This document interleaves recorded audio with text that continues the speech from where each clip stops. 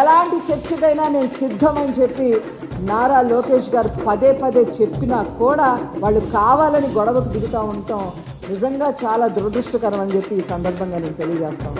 ఒక్కొక్క గజం ఒక్కొక్క యువత భవిష్యత్తు ఏదైతే మా కూటమి ప్రభుత్వం ఇచ్చిందో అది ఒక్కొక్క కుటుంబాన్ని నిలబెట్టే ప్రక్రియ.